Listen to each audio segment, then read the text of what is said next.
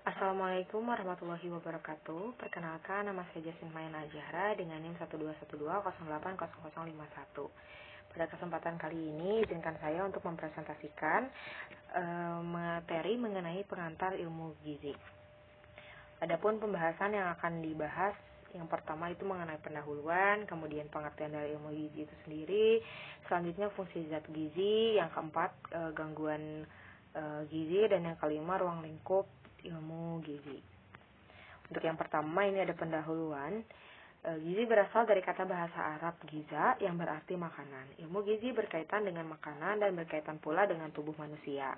Perbaikan gizi dan kesehatan menjadi persyarat agar masyarakat dapat hidup lebih lama, lebih aktif dan produktif, serta mampu menguasai ilmu pengetahuan dan teknologi yang lebih baik.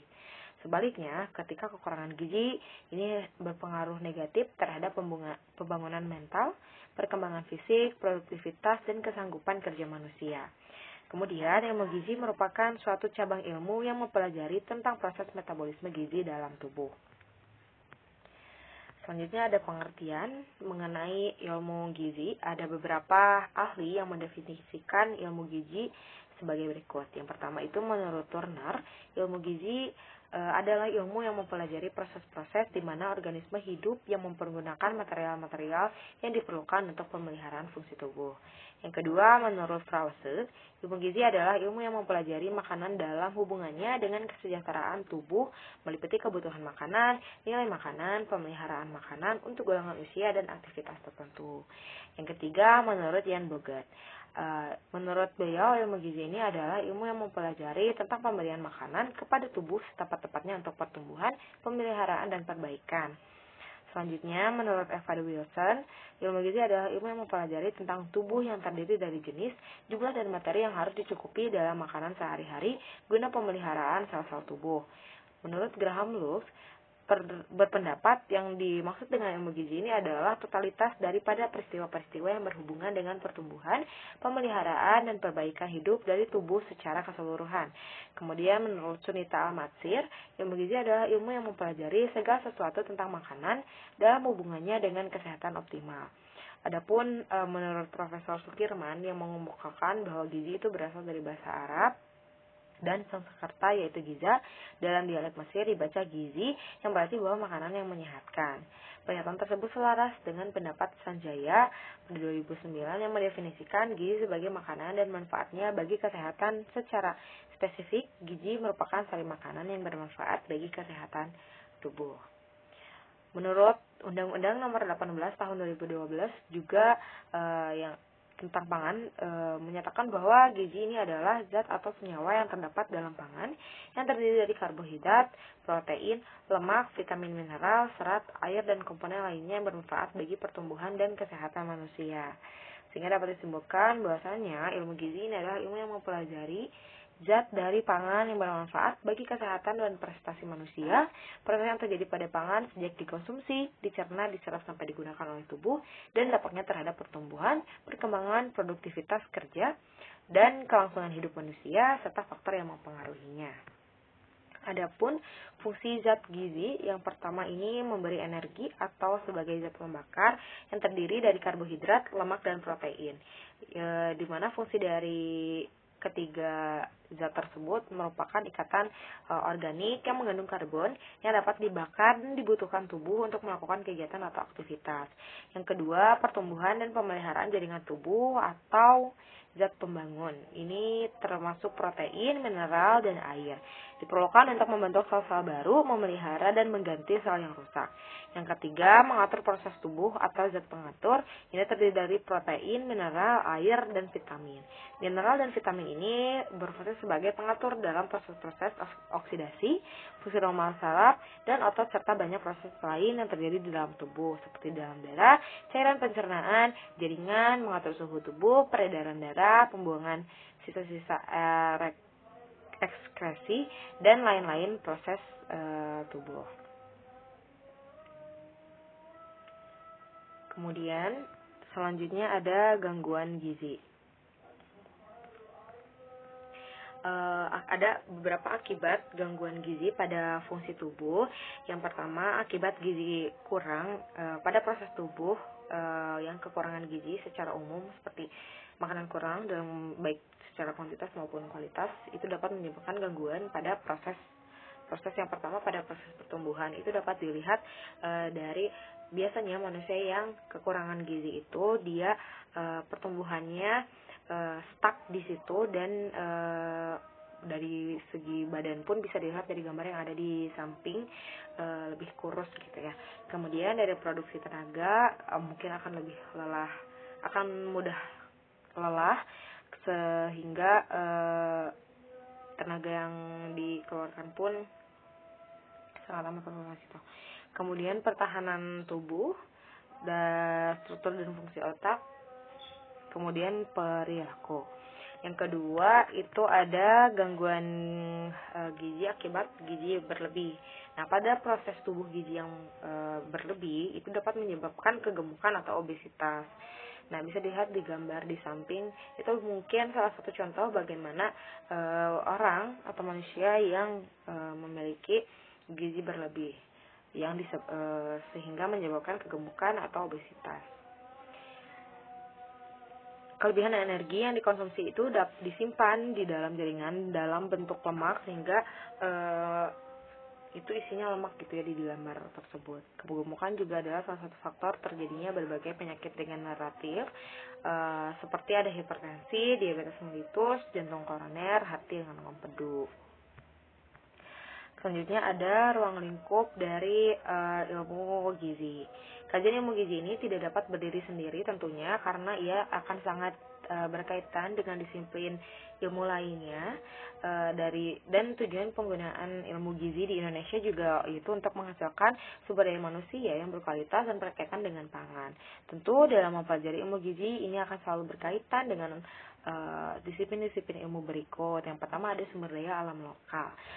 Ilmu ini itu berkaitan dengan ketersediaan bahan pangan yang tentu akan berkaitan pada pemenuhan gizi seimbang. Kemudian yang kedua, ilmu agronomi dan peternakan. Ilmu ini berperan dalam cara produksi pangan. Kemudian yang ketiga ada ilmu pangan dan kedokteran, di mana kedua disiplin ilmu ini yang berperan sebagai mempelajari perubahan-perubahan pasca panen meliputi penyediaan pangan, distribusi dan pengolahan, konsumsi pangan juga dan cara pemanfaatan makanan oleh tubuh dalam kondisi sehat dan sakit. Yang keempat ada ilmu mikrobiologi, biokimia, biologi molekuler yang terkait di dalam mempelajari zat-zat gizi dan unsur-unsur kimia makanan. Kemudian terakhir itu ada ilmu ekonomi dan sosial seperti antropologi, sosial dan psikologi.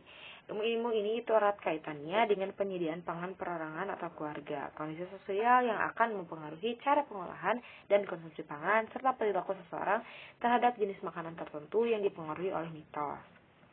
Disiplin ilmu di atas tentu sangat berkaitan erat dan tidak bisa dipisahkan dalam usaha mencukupi kebutuhan gizi seseorang maupun masyarakat. Dalam sebuah contoh, masyarakat di pantai ini akan berbeda cara memenuhi gizinya dengan masyarakat yang berada di pegunungan. Masyarakat pesisir tentu akan berlimpah hasil lautnya. Pada umumnya, hasil laut seperti ikan itu dikenal sebagai protein hewani. Lantas, masih sedikit pengetahuan masyarakat tentang kandungan gizi lain pada lobster, rumput laut, ataupun tanaman yang layak makan di sekitar pesisir. Maka tenaga ahli seperti ahli pangan, dokter, ahli mikrobiologi, dan lainnya itu sangat dibutuhkan untuk membantu masyarakat mengetahui potensi sumber pangan di daerah sekitar mereka. Pun para antropologi akan membantu para tenaga ahli pangan dalam menyampaikan ataupun membantu mengetahui tradisi-tradisi cara menikmati sumber pangan. Selanjutnya, bagaimana perkembangan ilmu gizi? Mungkin sedikit disampaikan untuk perkembangan ilmu gizi di dunia ini seperti apa gitu ya. Pengetahuan tentang pentingnya makan sesungguhnya itu telah disadari oleh manusia sejak awal kehidupan mereka. Manusia purba juga telah membuktikan dengan kegiatan bercocok tanam dan berburu. Budaya-budaya tentang makanan yang dapat dikonsumsi, dihindari, serta diperlakukan dengan cara tertentu juga telah berkembang pada masa itu hingga sekarang. Pada masyarakat tertentu seperti suku Baduy dan suku Samin misalnya, kedua suku tersebut dalam pengelolaan dan penyediaan pangan masih menggunakan teknologi tradisional dengan ritual-ritual yang masih dianggap sakral oleh masyarakat setempat. Kajian ilmu gizi ini diawali oleh Hippocrates yang terkenal sebagai bapak kedokteran pada tahun 400 tahun Masehi. Sebelum Masehi, ia berteori perihal zat panas yang diperlukan oleh tubuh seseorang dan bersumber dari bahan makanan. Kebutuhan panas pada tubuh seseorang itu dipengaruhi oleh usia. Kecukupan panas akan dipenuhi dengan banyak sedikitnya makanan yang dikonsumsi. Usia muda seseorang itu akan membutuhkan panas lebih banyak daripada usia tua. Kebutuhan makan seseorang saat muda akan lebih banyak dan akan secara berkala menjadi berkurang hingga usia tua. Hippocrates juga memiliki konsep bahwa orang gemuk memiliki jatah usia lebih sedikit dibanding dengan orang kurus. Kemudian pada tahun 660 Masehi, yaitu Al-Quran yang diturunkan juga telah membahas sebagian dari ilmu kedokteran dan kecukupan gizi untuk seseorang. Ada Quran Surat Al-A'raf ayat 31 yang artinya, makan dan minumlah dan janganlah kalian berbuat israf atau berlebih-lebihan. Sesungguhnya Allah tidak menyukai orang-orang yang berbuat israf. Kutipan firman ini menunjukkan bahwa seseorang ini harus memakai aturan atau porsi makan untuk mencukupi kebutuhannya. Ayat ini juga digunakan sebagai dasar perhitungan kecukupan gizi seseorang sesuai dengan usianya. Kemudian di abad ke-19, penelitian baik dari ilmu kimia, biologi, biokimia, ilmu pangan, biologi, patologi ini mulai berkembang dan mengawali penelitian tentang gizi permulaan. Penelitian pertama tentang pernapasan dan kalorimetri. Seorang ahli kimia Perancis dan dikenal sebagai ahli ilmu gizi bernama Anthony Lavoisier ini melakukan uji coba terhadap seekor kelinci untuk mengetahui penggunaan energi dalam proses pernapasan oksidasi dan kalorimetri. Ia juga mengawali pengkajian metabolisme basal.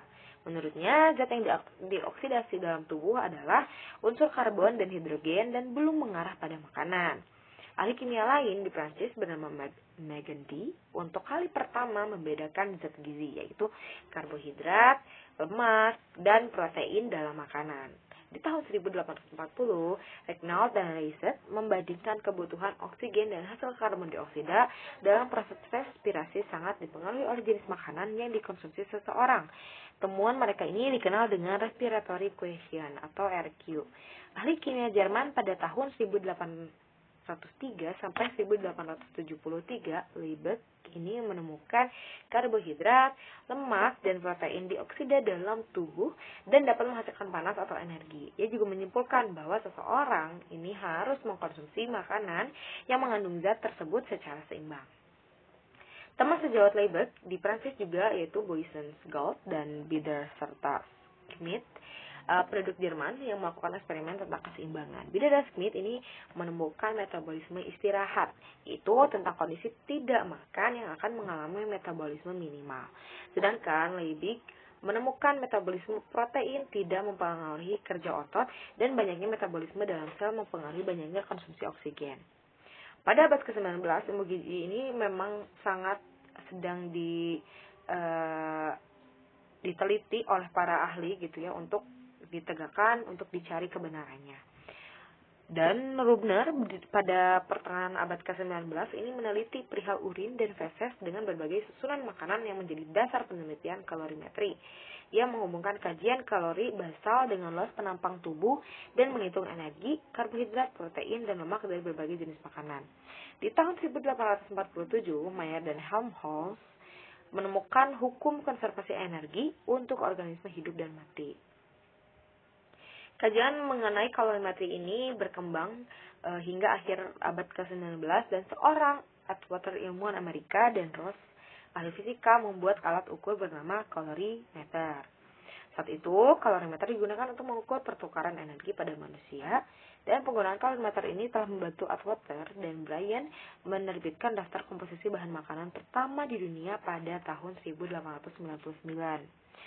Ilmu gizi ini dinobatkan sebagai cabang ilmu sendiri pada tahun 1926 berkat Mary Schwartz-Ross yang dikukuhkan sebagai profesor ilmu gizi pertama di Columbia, New York, Amerika Serikat. Sejak itu, ilmu gizi terus mengalami perkembangan tentang komposisi karbohidrat, lemak, protein, serat, air, dan abu, serta nilai energi sejumlah bahan makanan. Zat gizi yang kemudian dikaji oleh ilmuwan dunia ialah zat mineral yang ada di dalam tulang dan gigi. Sedangkan kalsium yang juga menjadi zat penyusun tulang dan gigi baru ditemukan sekitar tahun 1808. Pada saat itu, jumlah kalsium yang sangat kecil digunakan dalam proses pembukaan darah. Zat mineral lain juga mulai ditemukan seperti natrium klorida, kalium, dan kalsium klorida yang terdapat dalam cairan tubuh seseorang. Zat tersebut bersifat elektrolit dengan konsentrasi tertentu untuk mempertahankan integritas fungsional jaringan hewan yang diisolasi. Penelitian selanjutnya menemukan konsentrasi garam natrium, kalium, dan kalsium klorida pada jaringan hidup. Zat gizi lain yang juga harus dipenuhi meski dalam takaran sedikit yaitu vitamin. Kajian ini diawali dengan tulisan tentang penyakit scurvy, penyakit kekurangan vitamin C, oleh Lynch, seorang berkebangsaan Inggris.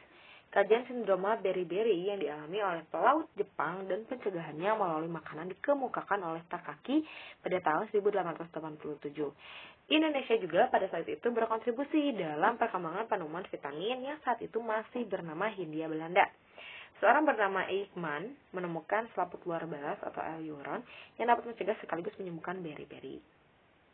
Permasalahan scurvy pada Guinea pig atau jenis tikus percobaan ini dapat disembuhkan dengan mengkonsumsi buah-buahan segar dan kol menurut Holst dan Froelich di Swedia pada tahun 1907. Nama vitamin diusulkan oleh Fung melalui bukunya The Etiology of Deficiency Disease pada tahun 1912. Buku itu menyebut vitamin untuk faktor-faktor zat aktif tersebut. Vita berarti esensial untuk kehidupan dan ikatan amin berarti faktor anti beriberi. Vitamin ternyata tidak bisa disepakati lagi pada tahun 1920 karena ternyata zat antifaktor tidak selalu berikatan amin. Orang berjasa dalam penyebutan vitamin yang digunakan hingga sekarang ini adalah Drummond yang mengusulkan nama molekuler menurut abjad. Pemudahan gizi esensial ini hanya akan terpenuhi dari susunan makanan yang bervariasi. Nah, Indonesia juga mengalami perkembangan kajian tentang kecukupan gizi seseorang pada tahun 1950 tentang pedoman 4 sehat 5 sempurna yang diperkenalkan pertama kali oleh Profesor Dr. Purwosudarmo. Pendapat profesor ini tentang 4 sehat 5 sempurna tidak berlaku lagi akibat perkembangan kajian tentang tingkat molekuler dan seluler pada tahun 1955. Penelitian tentang asupan spesifik yang harus dipenuhi oleh tubuh guna pertumbuhan dan pemeliharaan sel-sel dan tahun 1960 penelitian gizi mulai berkembang dan melibatkan disiplin ilmu lain dalam penempatan kebutuhan gizi manusia dan pengaruh pengolahan makanan terhadap kandungan gizi. Saat ini Indonesia resmi menggunakan pedoman gizi seimbang atau PGS untuk menyiapkan pola hidup sehat masyarakat Indonesia dalam menghadapi beban ganda masalah gizi yaitu ketika kekurangan dan kelebihan gizi terjadi secara bersama. Mungkin itu saja yang dapat saya sampaikan terkait gizi. Selanjutnya mungkin jika ada pertanyaan silakan untuk ditanyakan. Terima kasih atas perhatiannya. Wassalamualaikum warahmatullahi wabarakatuh.